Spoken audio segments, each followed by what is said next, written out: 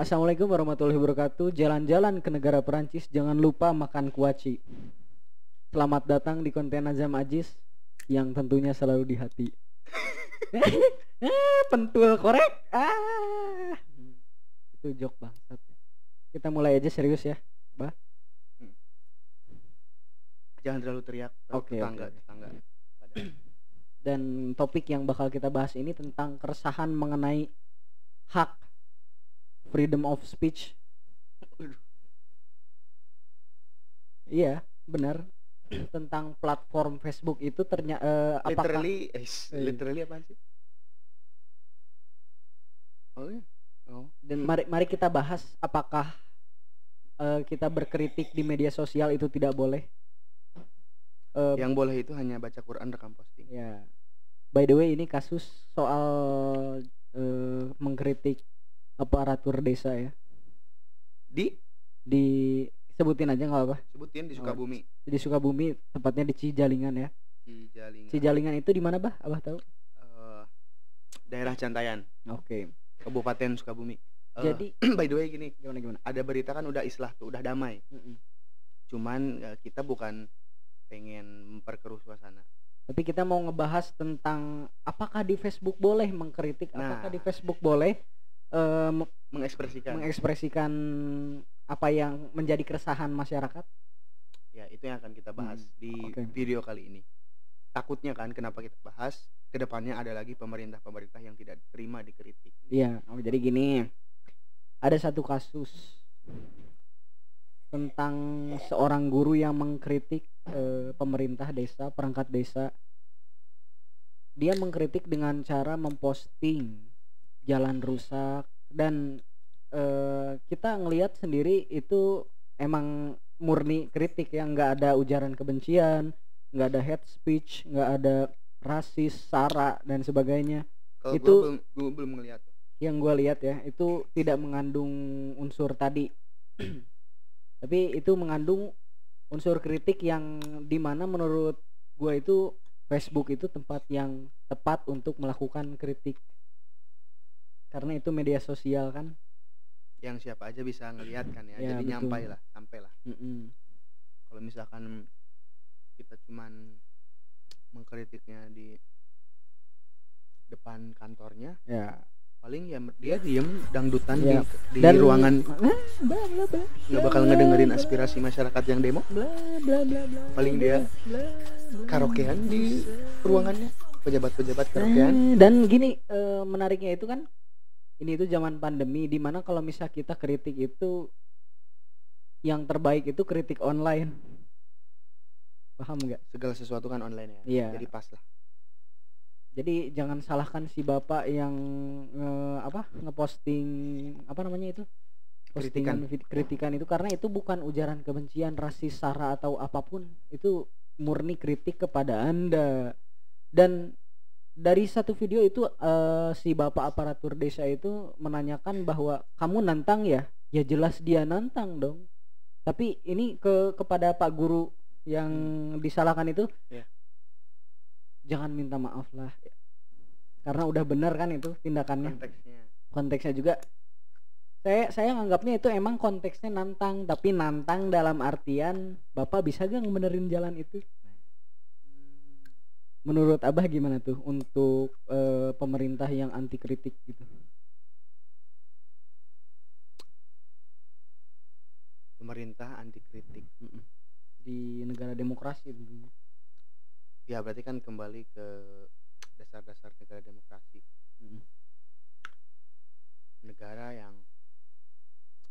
Negara demokrasi udah lumrah lah untuk demo, mengutarakan pendapat, gitu kan.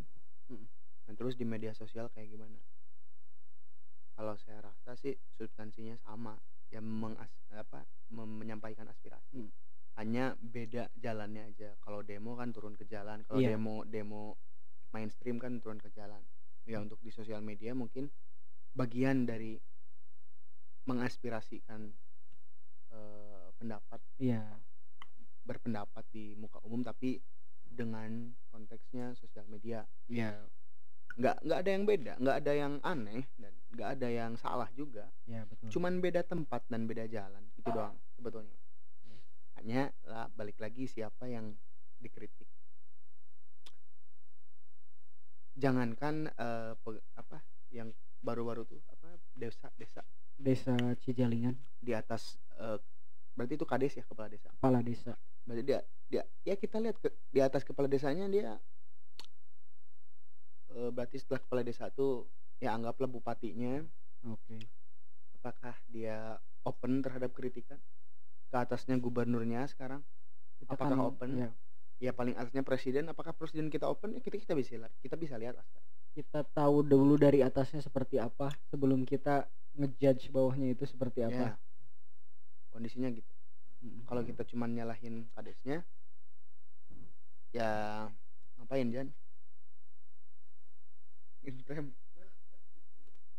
Ya kalau misalkan kita nyalahin kades tanpa ngelihat dulu kondisi negara kita sekarang ya. Jadi gini maksud gua. Gimana? Si bapak yang kritik tuh nggak salah karena kritik itu dilindungi undang-undang. Berpendapat tuh dilindungi. Pasal 28 sekian lah. Baik melalui platform apapun seharusnya. Selama tidak mencaci dan memaki. Meskipun caci. Nah, meskipun batasan disebut bisa mencaci pun apa gitu. Kan nggak ada batasannya kan ya. Terus ke konteks si pemerintahnya misalnya. Iya. Oke lah. Si bapaknya benar kan tadi. Nggak salah juga maksudnya. Terus pemerintahnya sekarang si aparat desanya apakah salah dalam berperilaku seperti itu ke si guru SD ini? Yang saya lihat itu perilakunya kasar sampai menggebrak meja nah, gitu. Yang saya ingin maksudkan di sini, tekankan di sini adalah oke lah misalnya si bapaknya salah, si kadesnya salah. Kita lihat lagi ke atasnya tadi.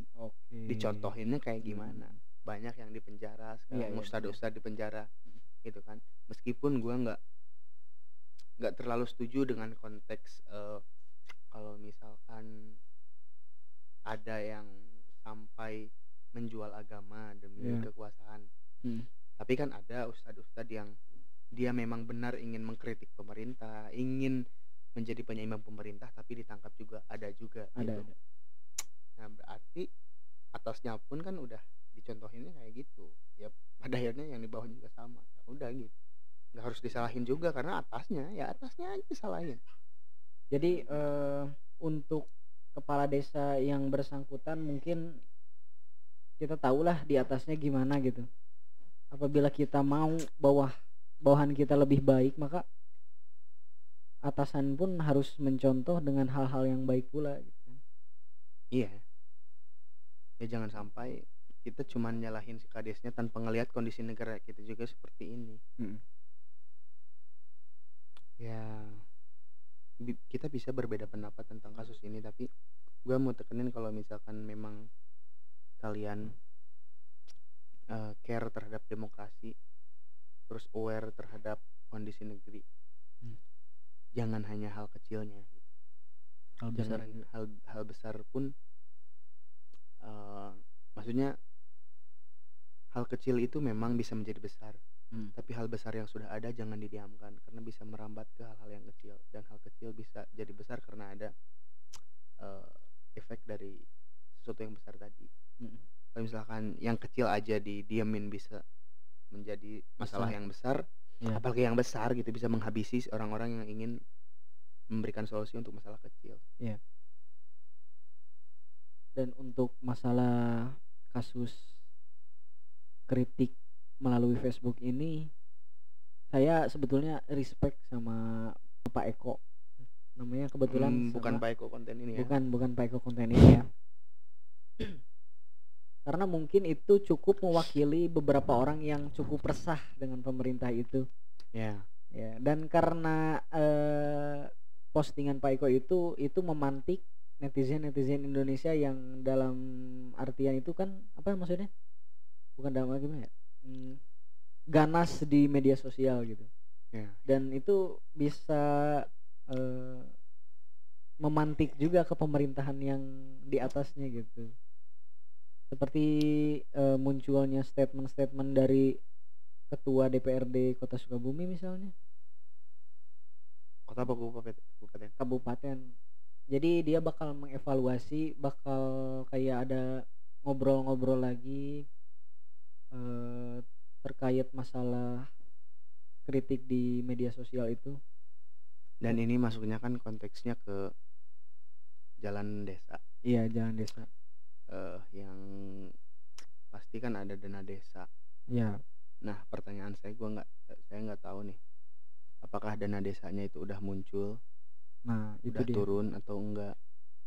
Nah, pertanyaan besar di dalam diri saya yang ingin saya tanyakan itu, apakah jalan itu sudah rusak dari dulu? Kalau misalnya dari dulu, ya mustahil dong dana desa nggak keluar gitu. Ya bisa jadi enggak. Ada contoh? Ya maksudnya dana desa dari atasnya keluar, waktu jalan birokrasinya diambil 1%, 2% sampai 100%. Kemudian ditilep saat ingin melakukan proyek perbaikan jalan, uang itu sudah habis gitu. Ya. Untuk kebutuhan sehari-hari para pejabat. Iya. Ya makanya kita nggak menggurui pejabat ya, tapi tolonglah, jalan itu kan setiap orang pasti lewat. Jalan juga yang menjadi aktivitas sehari-hari warga itu kan pasti lewat jalan itu kan. Gimana kalau misal karena jalan itu banyak yang kecelakaan, korban. Biasanya jalan rusak itu yang pertama meresahkan, yang kedua rawan juga gitu, kepeleset. Apalagi kan itu kritik-kritik warga udah nanam pohon pisang, masa sih nggak dilirik gitu. Ya kalau di ranah pemerintahan mah sulit. Jadi masyarakat kita enak ngomong kayak gini, terus mengkritik di sosial media. Sudah masuk pemerintah, kadang ada hal-hal yang nggak kita pikirin. Itu yang kita harus tahu, apa sih mungkin nih salah satunya, karena gua kan ilmu pemerintahan jadi agak tahu birokrasinya kayak gimana. Pertama, kalau misalkan contoh kita tuh kepala desa, atasnya kita itu pandangan politiknya beda, kita dipersulit. Pasti beda pandangan politik aja. Contoh misalkan gue wali kota, gue punya pandangan politik A, terus lu jadi gubernur, berarti lebih atas. Nah lu punya pandangan politik beda sama gue, lu pandangan politiknya B. Nah saat gue punya something untuk proyek lah gitu kan lah, ya entah itu program kerja gue atau ada hal-hal urgent meminta dana misalkan, atau meminta izin dan lain sebagainya, koordinasi dengan gubernur. Nah lu selaku gubernur karena sebel sama gue, beda pandangan politik, ya lu susahin bisa, akhirnya gue nggak bisa gimana, dipersulit gitu. Dipersulit bisa jadi. Nah itu yang kadang kita tuh nggak ngerti. Jadi emang kalau misalnya kita masuk ke dunia politik, pasti apa yang sekarang kita pikirkan itu buyar gitu. Idealisme kita waktu kita jadi mahasiswa, kita jadi masyarakat biasa tuh nggak ada. Meskipun kita memperjuangkan hal itu, cuman kan ada hal-hal yang ada benteng lah yang menghalangi. Istilahnya kalau misalnya menurut agama itu menjadi pemerintah, menjadi ketua itu godaannya lebih besar gitu. Iya, dan bukan hanya dari sisi godaannya, maksudnya dari tadi ya lawan-lawan politik kita nih udah on the track nih, bener nih, ingin mensejahterakan rakyat. Tapi saat kita nanti jadi pejabat, terus ada lawan-lawan politik kita yang ingin menghentikan jalan kita, ya susah. Mungkin dananya nggak turun ke kita, mungkin ada hal-hal lain yang membuat program kita nggak bekerja karena akibat dari lawan-lawan politik kita. Itu kita nggak tahu, makanya jangan semata-mata nyalahin pejabatnya gitu maksudnya. Nah kalau emang kalian pengen negara kita tuh makin hari makin baik dan makin bagus, satu hal, apa? Tentukan pilihan politik Anda bukan dari uang, tapi tentukan pilihan politik Anda dari hati nurani. Itu aja. Kita lihat siapa yang kerja bener-bener, Kita lihat misalkan kita milih partai mana yang benar, kita lihat milih calon pemimpin, track recordnya seperti apa, background kehidupannya seperti apa, background partai politiknya seperti apa. Partai politik itu menentukan si calon, jangan salah. Kenapa? Karena ada kontrak politik antara calon dengan partainya. Gak mungkin si partai mengajukan si nama calon kalau misalnya nggak ada kontrak politik. Kan ada yang ngomong tuh, Gimana? kita mah nggak ngelihat partai, ngelihat calonnya. Partai itu menentukan. Segimana baik pun si calon, kalau partainya ternyata partai absurd, ya nantinya absurd. Intinya seperti tadi, kalau misalnya kita mau mengkritik pemerintah bawah, kita juga harus tahu di atasnya gimana. Dan untuk Desa Cijalingan mudah-mudahan jalannya cepat-cepat diperbaiki ya. Dan untuk Pak Eko sendiri jangan takut, karena itu udah perlakuan yang paling benar. Mengkritik di Instagram, di Twitter, di Facebook, dimanapun itu media sosial, asal tidak rasis, sara, ujaran kebencian, hate speech dan semacamnya, itu bisa diterima dengan baik. Sebetulnya itu masuk ke kritik sosial. Yang salah adalah netizen yang mendukung Pak Eko tapi dengan cara yang salah. Ya. dia ngelihat si pejabat si pihak si pejabat desanya itu salah dengan cara seperti itu. Nah, si netizennya pun dalam komenan, wah bunuh, Ya, maksudnya gebugin aja. cerdas juga dalam berkomentar gitu. Ya, jadi dia katanya membela kebenaran dengan cara yang salah. Iya. Diam kan lu nggak mau nih. Sekalinya bersuara malah jadi melakukan ujaran kebencian. Pokoknya gitu aja deh untuk kasus Cijalingan ini. Mudah-mudahan cepat bisa. Sekarang udah ya udah itu. Udah istilah, cuman ya kita nggak tahu lah ke depannya kayak gimana. Mudah-mudahan untuk perbaikan jalan lainnya selain Cijalingan misalkan masih ada mungkin beberapa kasus. Mudah-mudahan cepat diselesaikan, mudah-mudahan cepat dipertemukan dengan jalannya masing-masing. Mudah-mudahan pokoknya untuk kasus Cijalingan ini bisa dijadikan contoh dalam beberapa kasus yang mungkin sama untuk perbaikan jalan ini. Dan cukup segitu aja kali ya. Ya, segitu aja dalam EOP kali ini. Karena EOP kan memang segmen serius tadinya. Oke. Terima kasih. Assalamualaikum warahmatullahi wabarakatuh. Jangan lupa like, komen dan subscribe juga. Dan subscribe gampang, tinggal pencet aja di bawah. Tonton sampai beres juga kalau bisa ya. Harusnya di awal. Iya, gitulah pokoknya.